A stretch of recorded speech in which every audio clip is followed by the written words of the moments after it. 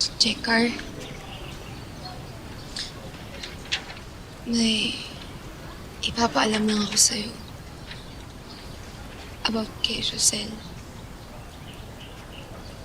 Bakit? Nakausap mo ba siya?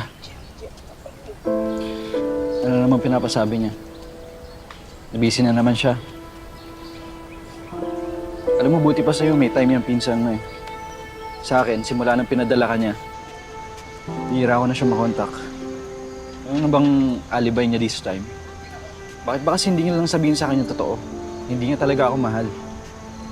Jekar, mahal ka ng pinsan ko. Alam na alam ko yun. Sigurado ako dun. Kaya maniwala ka sa akin. Jekar, mahal na mahal ka ng pinsan ko. Mahal? Sabihin mo, baka may iba na siyang mahal doon. Baka pinagpalit niya rin ako katulad ng ginawa sa akin ng ex ko. Roxanne, aminin mo na kasi sa akin yung totoo. Ano bang totoo sa pinsan mo? Ayoko kasi sa lahat yung taong manloloko at sinungaling eh.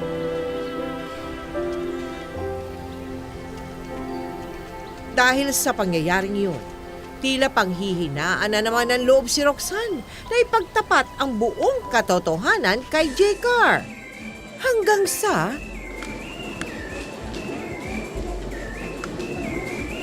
Bessie! Bessie, tara, sayaw tayo. Tara. Sayaw tayo. Teka lang.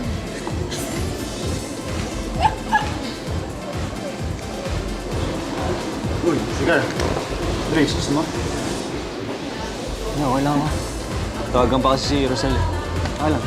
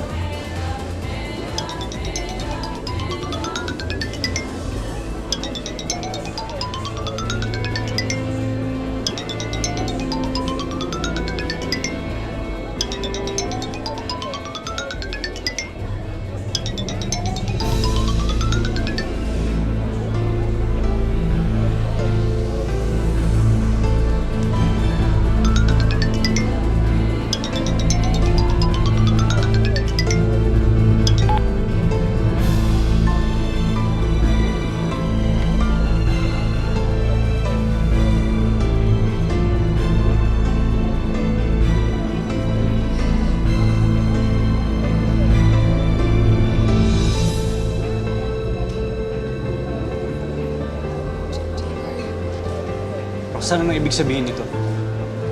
Bakit gamit mo yung account ni Rosel?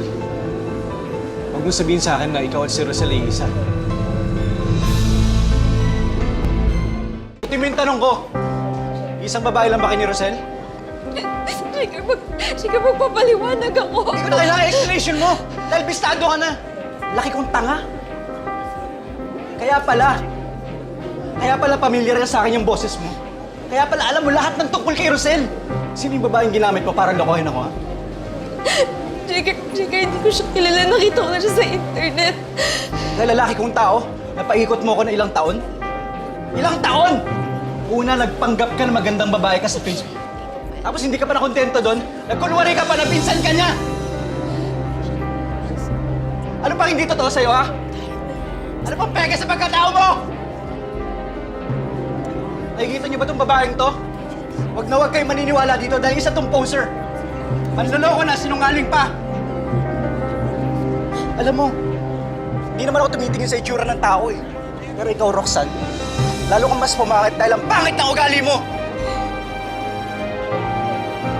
Alam mo ba kung sinong totoong niloloko mo dyan sa pagpapanggap mo? Walang iba kundi ang sarili mo.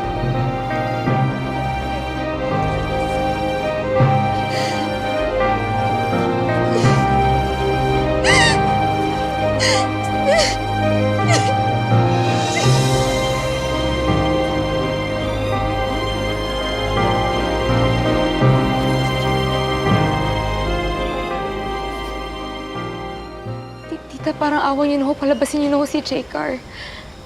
Hayaan niyo na po paliwanag sa kanya. Jekar!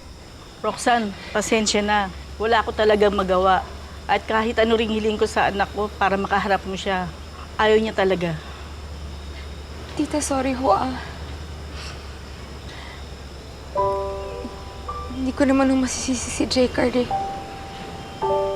Kung isumpa niya ako sa galit. Kasi kasalanan ko naman po lahat ng to. Totoo po yun, nagpanggap ako. Pero yung nararamdaman ko po para sa anak niyo, wala pong halong pagpapanggap yun. Totoo po yun, tita. Mahal na mahal ko po yung anak niyo. Iha, siguro, saka mo na lang kausapin si J-Car. Kapag lumipas na yung galit niya.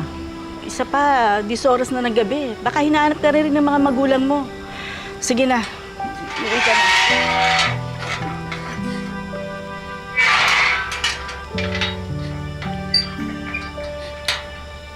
Tita, Mula ng gabing yun, kahit ano pang pakiusap ni Roxanne kay J-Car at maging sa pamilya at mga kaibigan nito, ay hindi na siya muling hinarap ni J-Car. Bukod dito, pinablock na rin ni J-Car si Roxanne sa lahat ng social media accounts nito.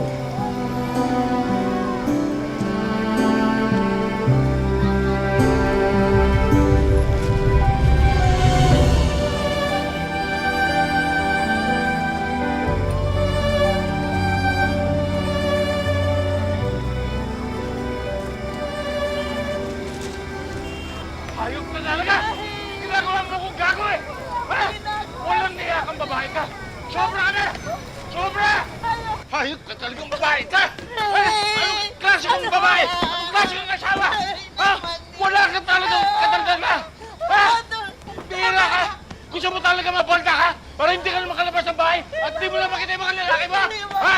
Napakulang niya ako! Napakulang niya ako!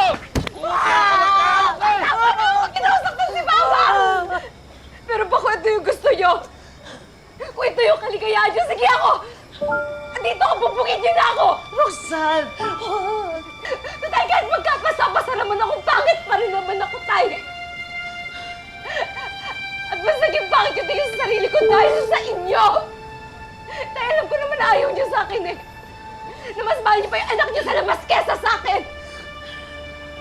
Hindi niyo nga ako kinilala bilang anak niyo! At dahil dun, Tay, nawalan ako ng tiwala sa sarili ko!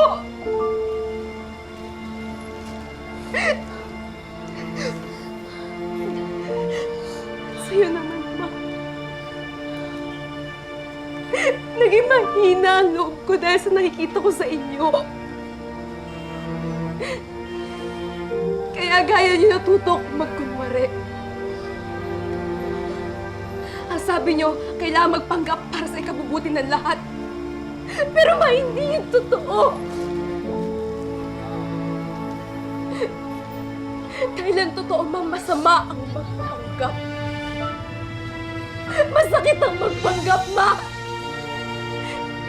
Kaya pwede patigilan na ho natin to. At mabuti pa, nag-iwalay na lang tayo. Pwede ho ba wag na ho tayong magkunwari na okay tong pamilya na to?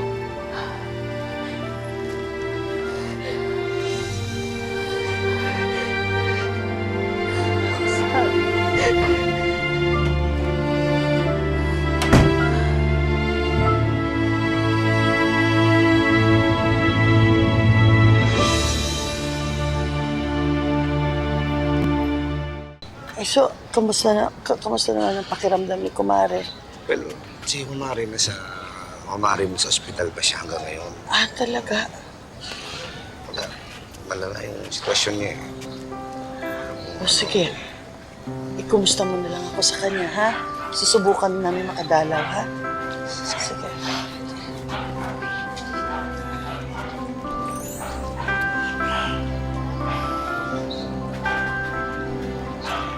Nagugutom ka na ba? Medyo. Si Roxanne, saan? Nandiyan lang. Halika na.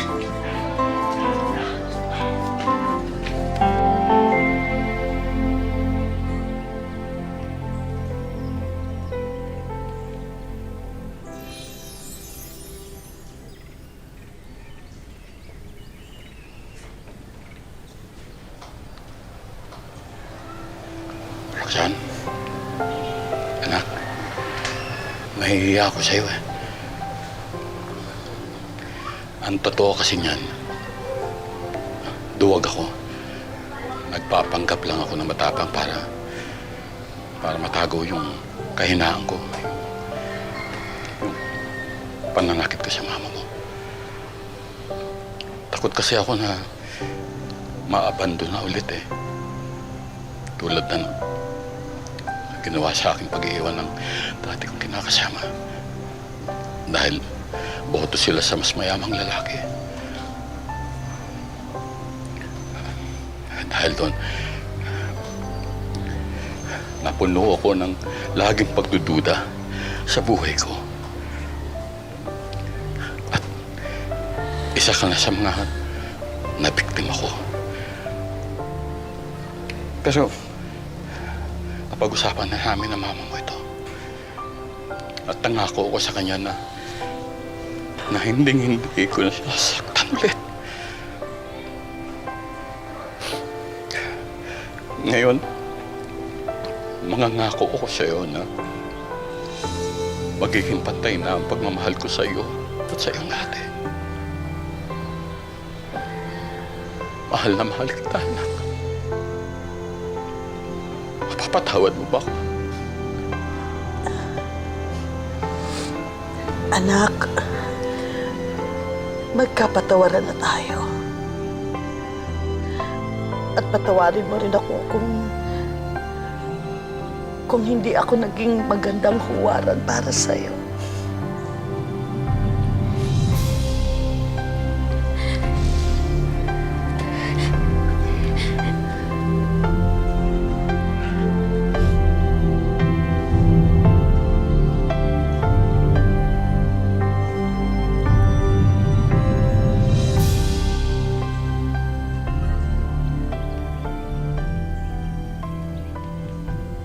Mula nang magkaayos na ang pamilya ni Roxanne, ay nagkaroon na siya ng panatag na loob.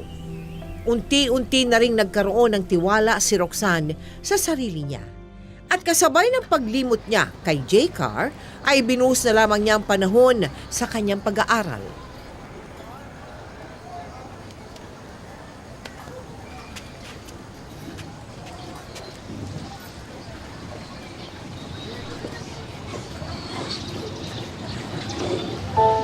Kamusta?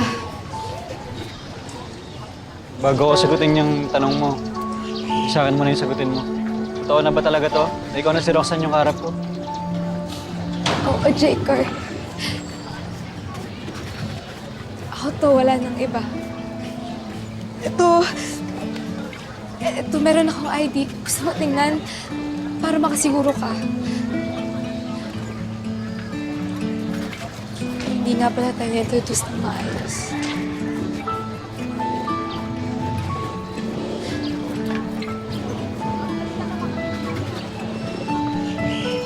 Ako nga pala si Roxanne. Roxanne Cana. Dati ba ang magkaibigan?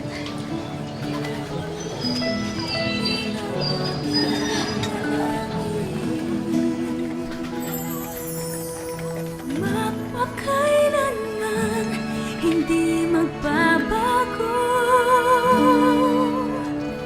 Ang sinisigaw nitong aking puso, magpakailanman, magpakailanman.